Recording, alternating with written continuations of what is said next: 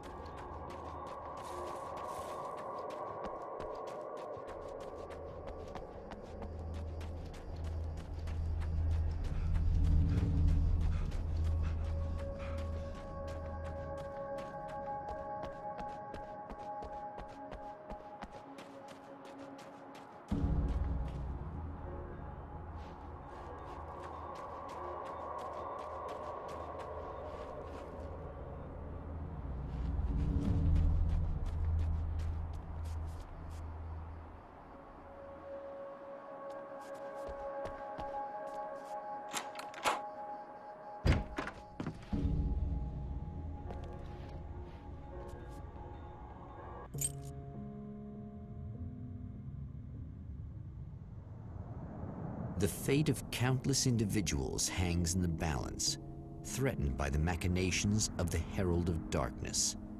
And yet, for a moment, the champion of light breathes a little easier. He has saved one life. For this moment, it is enough. And soon, perhaps, he can put an end to this.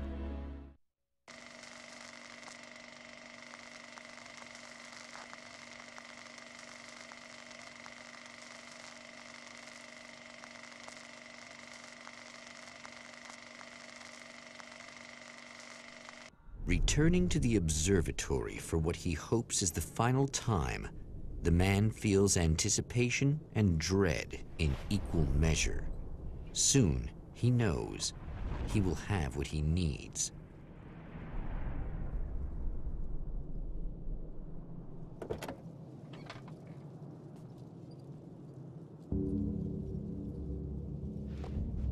Hello, I was expecting you. I've already taken care of the imaging array, but you should still look into securing the primary coolant flow. With some luck, you may be able to light the area before these things even show up.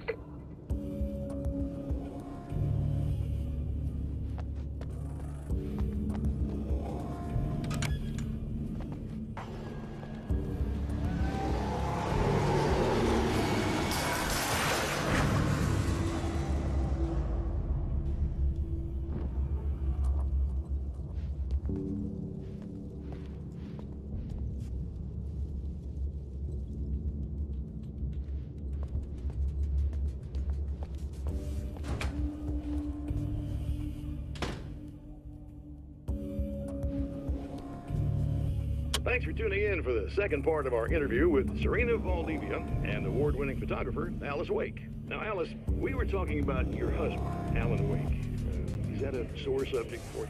Well, a little bit. Of course it is. The way I see it, we had our good times and our bad times, and on the whole, we had a lot of good times. He really made me happy. I don't mind being reminded of him. So you're over him? I don't know if I'll ever be that, entirely. I still think about him every day, literally. I still find myself hoping for... Well, sometimes I think I see him just standing somewhere, watching me. I think most people who lose someone they love experience things like that. But on the whole, I'm doing all right. 2 years is a long time to adjust, and I'm not really the type to wallow in the negative. Well, I know there are a lot of stories about Alan. He seemed to have something of a wild streak. That's not really what our show is about, though. Look, all that stuff really gets blown out of proportion.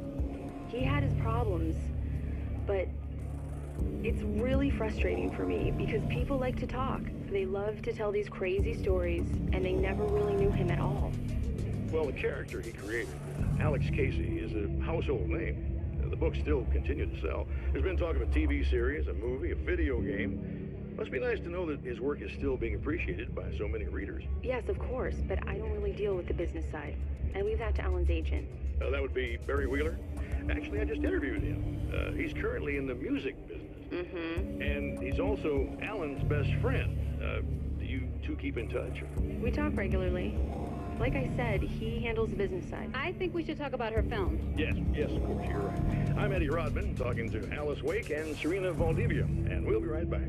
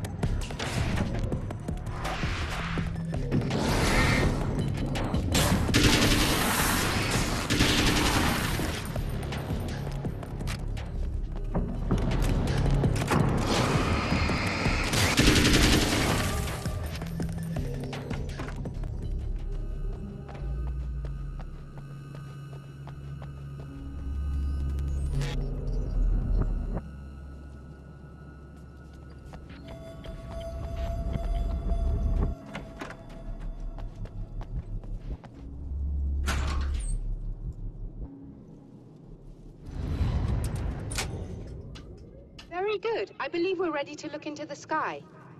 Right there, Doctor.